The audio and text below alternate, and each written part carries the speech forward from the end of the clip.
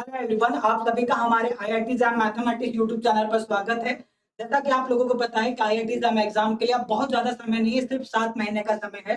तो इसी बात को ध्यान में रखते हुए आज एक इम्पोर्टेंट टॉपिक पर हम लोग डिस्कस करने वाले हैं कि अगर आप आईआईटी जैम 2026 के लिए प्रिपेयर कर रहे हो, तो आप लोग जब प्रिपरेशन कर रहे हो, थियरी पढ़ रहे हो, कॉन्सेप्ट पढ़ रहे हो, तो उस तरह आप लोग पढ़ने के बाद आपको नोट्स कैसे बनाना चाहिए या नोट्स बनाते समय कौन सी स्ट्रेटेजी आप लोगों को फॉलो करनी चाहिए। तो आज के इस वीडियो में इसी पर हम लोग डिस्कस करने वाले हैं कि नोट्स आपको आईआईटी जैम 2026 के लिए कैसे बनाना है। तो चलिए इस सेशन को स्टार्ट करते हैं, बट उससे पहले मैं बता दूं मेरा नाम विकास है। तो आगे आगे बढ़ते हैं। तो देखो, अगर आप नोट्स बनाना चाहते हो तो सबसे पहले एक इंपॉर्टेंट चीज आप लोगों को पता होनी चाहिए कि सिलेबस क्या है और सिलेबस का वेटेज क्या है।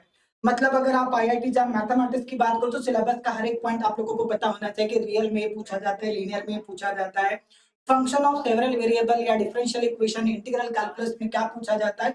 ये सारी चीजें आप लोगों को पता होनी चाहिए। अगर नहीं पता है या आपके पास सिलेबस नहीं है तो उस केस में आप लोग क्या कर सकते हैं, हमारे ऐप को डाउनलोड करके वहां से आप देख सकते हैं, या तो हमारी ऑफिशियल वेबसाइट पे जा सकते हैं जो कि है www.ifsonline.com। वहां से भी जाकर आप लोग देख सकते हैं। अब आगे बढ़ते हैं। जैसे कि मान लीजिए अगर हम सिलेबस की बात करें तो इन जनरल हम बात करें कि रियल है, आपका लीनियर है, कैलकुलस का पार्ट है, लिमिट्स, कॉन्टिन्यूटी, डिफरेंशियबिलिटी है, डिफरेंशियल इक्वेशन है। अब्स्ट्रैक्ट अलजेब्रा में अगर आईआईटी एग्जाम की बात करें तो वहां पर आपको ग्रुप थ्योरी मिलेगा। और अगर हम बात करते हैं सीयूटी की, पूरा अब्स्ट्रैक्ट होगा। और उसके साथ साथ आपका वेक्टर कैलकुलस जो एग्जाम में नहीं पूछा जाता है, सीयूटी में पूछा जाता है। तो किसी भी एग्जाम के लिए अगर आप लोग प्रिपेयर कर रहे हैं तो सबसे पहले आपके पास सिलेबस होना चाहिए। अगर आपके पास सिलेबस है तो उसके अकॉर्डिंग आप अपनी स्ट्रैटेजी बना सकते हैं और उसके अकॉर्डिंग आप अपना नोट्स बना सकते हैं। अब आगे बढ़ते हैं। मान लीजिए सिलेबस आपको पूरी तरह से पता हो चुका है, तो उस केस में हो सकता है ना कि अभी ऑनलाइन का जमाना है, या तो आप नोटबुक पर लिख रहे होंगे, या तो आप मान लीजिए कि कोई डिजिटल टूल यूज कर रहे होंगे, टैब वगैरह, पेन टैब वगैरह, किसी पर भी आप लिख रहे होंगे। तो चाहे जो भी आप यूज कर रहे हैं, तो कुछ बातें आप लोगों को ध्यान में रखना है नोट्स बनाते वक्त। अब बात आती है कौन कौन सी बातें करना है। तो मेरा ये मानना है, जैसे कि मान लीजिए हम क्या कह रहे हैं, यूनिट वाइज आप लोग डिवाइड कर दीजिए। हर एक सब्जेक्ट के लिए आप सेपरेट नोट्स बनाए। जैसे कि मान लीजिए आप रियल ले रहे हैं, तो रियल में पॉइंट सेट टोपोलॉजी, देन आपका क्या आना चाहिए, सीक्वेंस एंड सीरीज आना चाहिए, फिर लिमिट्स, कॉन्टिन्यूटी, डिफरेंशियबिलिटी। हर एक चैप्टर वाइज आप लोगों को क्या करना चाहिए, नोट्स बनाना चाहिए। अगर आप मान लीजिए नोटबुक यूज कर रहे हैं तो मेरा ये कहना है कि हर एक सब्जेक्ट के लिए, रियल के लिए एक नोटबुक रखिए, एक लीनियर के लिए रखिए, एक ग्रुप के लिए रखिए, एक इंटीग्रल के लिए रखिए, और एक डिफरेंशियल इक्वेशन के लिए रखिए। ठीक है। तो आपको क्या करना है, हर सब्जेक्ट के लिए सेपरेट सेपरेट नोट्स बनाने हैं। देन अगर मैं आगे बात करूं तो उसके साथ साथ आपको क्या करना है, जो आपके इंपॉर्टेंट रिजल्ट हैं, प्रॉपर्टीज हैं, थियरम है, अगर जहां पर आपको लगता है कि इनके प्रूफ भी रखने हैं, कुछ सॉल्व एग्जाम्पल रखने हैं, तो सारी चीजें भी आपको क्या करना चाहिए, अपने नोट्स में इंक्लूड करना चाहिए। क्योंकि जब आप रिवाइज करेंगे तो उस वक्त एक आधा एग्जाम्पल अगर आपको रहता है तो बहुत सारी चीजें वहां पर आपको क्लिक होना स्टार्ट हो जाती हैं। फिर आगे बढ़ते हैं कि एक है 3 लेयर नोट्स स्ट्रैटेजी, जिसे आप फॉलो कर सकते हैं। तो यहाँ पर क्या होता है कि 3 तरीके से आप नोट बना सकते हैं। पहला क्या आता है कि कॉन्सेप्ट नोट बना सकते हैं, शॉर्ट थ्योरी वाला।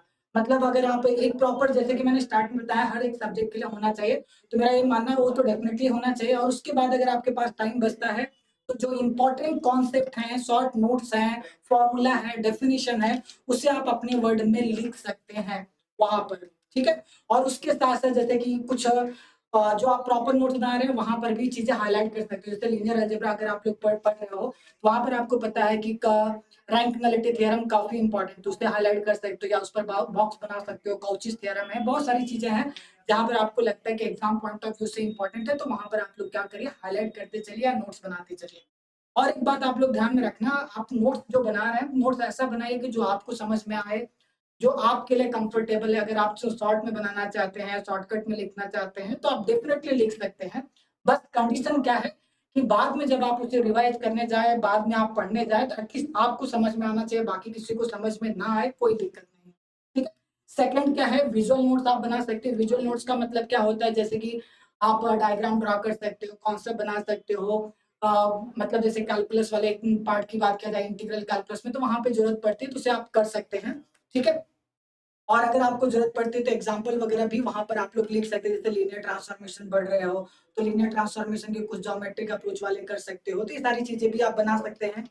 देन शॉर्टकट और टिक ट्रिक बॉक्स आप लोग बना सकते हैं। शॉर्टकट मतलब मेरा ये कहना है कि सारे शॉर्टकट, कि जैसे कि शॉर्टकट का मतलब अपने मैथमेटिक्स में क्या होता है, अगर हमें थ्योरम पता है, रिजल्ट पता है, प्रॉपर्टीज पता है, तो हमारे लिए शॉर्टकट होता है ना। वो सारी चीजों को आप एक जगह रख सकते हो ताकि आपको याद रहे। जो सारे इंपॉर्टेंट रिजल्ट प्रॉपर्टी हैं उसे एक जगह ले आइए और समय समय पर क्या करते रहिए, आप लोग उसे रिवाइज करते रहिए। ठीक है, तो ये तरीका है जिसे आप फॉलो कर सकते हैं। बस मेन इंटेंशन या मेन बात आपको ये ध्यान में रखना है कि नोट्स ऐसा बनाओ कि आपको बाद में पढ़ने में आसानी हो, आपको पढ़ने में कोई दिक्कत ना आए। और जब आप नोट्स बना लो, आपको लगता है कि जो इंपॉर्टेंट चीजें हैं आप उसे हाईलाइट करना चाहते हैं तो हाईलाइट कर दीजिए, मार्क कर दीजिए। या कुछ जैसे कि आपको लगता है कोई चीज आप बार बार भूल जा रहे हो, उसे स्पेशल तरीके से हाईलाइट करना है, उसे कर दीजिए, टिक कर दीजिए। और आपको लगता है कुछ ऐसी चीज है जो आपको बार बार याद करने की जरूरत पड़ती है, तो उसे अलग तरीके से आप ब्रेन का मार्क बना सकते हैं, कुछ और कर सकते हो जिसमें भी आप सुटेबल हो। और अगर आपको लगता है कि आप डिफरेंट डिफरेंट कलर्स के पेन अगर यूज करते हैं, हाईलाइट करते हैं, तो आपको ज्यादा अच्छा लगता है, ज्यादा अच्छे से आपको चीजें याद रहती हैं, तो आप उस तरीकों को भी फॉलो कर सकते हो। ऐसा जरूरी नहीं कि आपको डिफरेंट डिफरेंट कलर का पेन यूज करना है। बस मेरा ये है कि नोट्स आपका ऐसा होना चाहिए जिसे आप पढ़ें और आपको समझ में आए, आप अपने लैंग्वेज में लिखना चाहे। बाद में पढ़ते वक्त अगर आपको लगता है कुछ और एक्स्ट्रा समझ में आया तो भी चीजें ऐड कर दीजिए। आप जिस भी लैंग्वेज में लिखना चाहते हैं उस लैंग्वेज में वहां पर लिखिए। बस अल्टीमेटली गोल हमारा क्या है कि आप पढ़ें, रिवाइज करें और आपको समझ में आए। तो इंपॉर्टेंट चीजें अगर आप लोग हाईलाइट करके रखेंगे तो जितनी बार भी नोट्स को पलटी करेंगे, रिवाइज करेंगे, तो वो सारी चीजें समय के साथ साथ आपको ध्यान में रहने लगेंगी। फॉर्मूला वाली चीजों के लिए मेरा ये मानना है कि एक सेपरेट बना लीजिए फॉर्मूला, मतलब जैसे कि डिफरेंशियल इक्वेशन के, इंटीग्रल कैलकुलस के कुछ फॉर्मूले हैं, ग्रुप थियरी में कुछ फॉर्मूले हैं, तो उनका आप मान के चलिए कि 4-6 पेज के सारे फॉर्मूले होंगे। उनको एक जगह कलेक्ट कर लीजिए और उससे समय समय पर आप लोग क्या करते रहिए, रिवाइज करते रहिए। अगर ये चीजें आप लोग फॉलो करते हैं तो डेफिनेटली आप कह सकते हैं कि रिवीजन करने में आप लोगों को काफी आसानी होगी। ठीक है, अब आगे बढ़ते हैं। तो ये हमारे आईआईटी जैम 2025 के टॉपर हैं। इस साल 2025 में 1000 से ज्यादा स्टूडेंट ऐसे स्टूडेंट थे जो आईएफएस से किसी न किसी तरीके से जुड़े थे और जिन्होंने आईआईटी जैम एग्जाम क्वालिफाई किया। अगर टॉप 10 में बात किया जाए तो 6 स्टूडेंट हैं, टॉप 20 में 10 स्टूडेंट हैं, टॉप 50 में 30 स्टूडेंट आईएफएस से हैं। और उसके साथ साथ सीयूटी पीजी का भी हमारा रिजल्ट काफी शानदार रहा। सीयूटी पीजी में भी बहुत सारे स्टूडेंट ने अच्छा मार्क्स लेकर आए हैं। तो यहाँ पर जो बैकग्राउंड में आप लोग देख रहे हो ऐसे स्टूडेंट हैं जिनका स्कोर 200 से ज्यादा था। और भी स्टूडेंट थे लेकिन स्लाइड में जगह कम होने की वजह से वो उन्हें नहीं लेकर आ पाए, अगली बार उन्हें स्लाइड में लेकर आएंगे। ठीक है, और आप भी चाहते हैं कि इतने कम समय में, क्योंकि एग्जाम के लिए 6-7 महीने का समय है, आप चाहते हैं कि इतने कम समय में आपको एग्जाम क्रैक करना है, आईआईटी से अपना मास्टर करना है, एग्जाम प्रिपरेशन में कोई भी रिस्क नहीं लेना है, आईआईटी में आप लोगों को पहुंचना है। तो उस केस में अगर आपको डेफिनेटली आईआईटी में जाना है, आईआईटी से मास्टर करना है, तो उस केस में आप लोग हमारे साथ जुड़ सकते हैं हमारे टॉपर्स बैच में, जो कि कल से स्टार्ट हो चुका है। अगर इस बैच में आप लोग आज ही एनरोल करेंगे तो उस केस में आप लोगों को फ्लैट 70% ऑफ मिलेगा। उसके लिए आपको प्रोमो कोड यूज करना है IFS70। और उसके साथ साथ बहुत सारी चीजें हमारे हाथ में फ्री है। अब आप सोचेंगे क्या फ्री है, जैसे कि आईआईटी जैम या सीयूटी पीजी के सारे प्रीवियस ईयर क्वेश्चन पेपर हमारे हाथ में मिल जाएंगे। जैम के 2005 से लेकर 2025 तक अगर आप क्वेश्चन की प्रैक्टिस करना चाहते हो तो 100 से ज्यादा टेस्ट आईएफएस के आप में आपको फ्री मिलेंगे। पेपर एनालिसिस है जहां से आपको पता चलेगा कि एग्जाम पॉइंट ऑफ व्यू से कौन सा टॉपिक इंपॉर्टेंट है, कहां से ज्यादा क्वेश्चन पूछे जाते हैं, कट ऑफ, एग्जाम से रिलेटेड छोटी से बड़ी कोई भी जानकारी अगर आप लोगों को चाहिए तो आईएफएस के ऐप में बिल्कुल फ्री मिलेगा। तो करना क्या है, ज्यादा कुछ नहीं करना है, प्ले स्टोर से आईएफएस का ऐप डाउनलोड करना है, अपने आप को रजिस्टर करना है। रजिस्टर करते वक्त आपसे एग्जाम पूछा जाएगा तो आपको exam IIT jam mathematics select करना है। ठीक है, तो चलिए आज के सेशन में हम लोग यहीं पे रुकते हैं। उम्मीद करता हूँ सेशन आपको अच्छा लगा होगा। अगर अच्छा लगा है तो लाइक करिएगा, चैनल पर नए हैं तो चैनल को सब्सक्राइब करिएगा।